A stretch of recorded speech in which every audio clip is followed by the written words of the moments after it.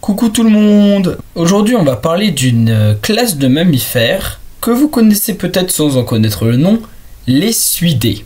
Les suidés, c'est un groupe de mammifères qui possèdent une grosse tête, un large torse, des membres courts avec des pieds à 4 doigts dont seulement 2 en contact au sol et un museau arrondi. Vous devinez ce que c'est?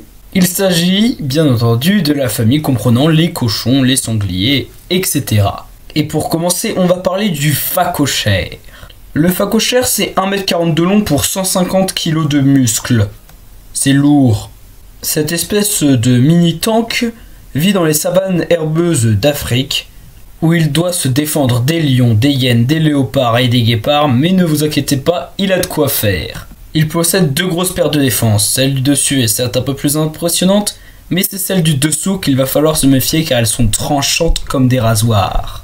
En parlant de défense, petite mention au babiroussa qui appartient aussi à la famille des suidés. On en avait parlé dans cette vidéo. Et bon, on va pas refaire le speech, vous le connaissez maintenant.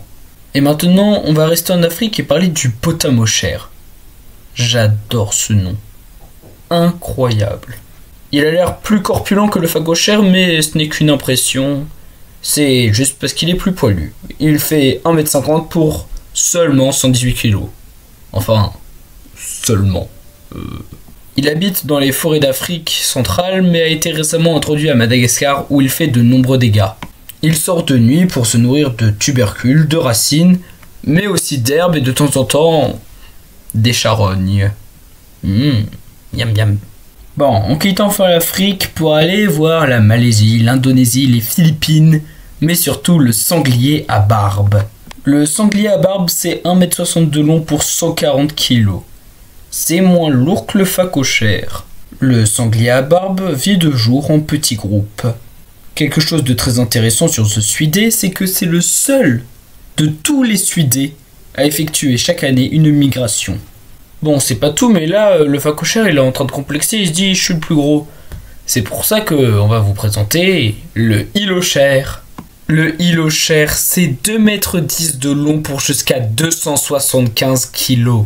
C'est peut-être parce qu'il se trouve un peu trop gros que les données sur lui sont rares. C'est une espèce très craintive et difficile à observer.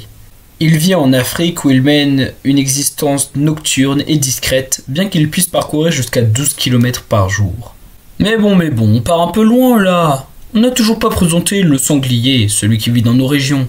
Bon, après je dis dans nos régions, mais en gros il habite là. Notre sanglier fait 1m80 de long pour un poids de 160 kg. C'est tout à fait honorable. Il vit de nuit et est assez sédentaire, bien qu'il puisse parcourir près de 10 km par nuit.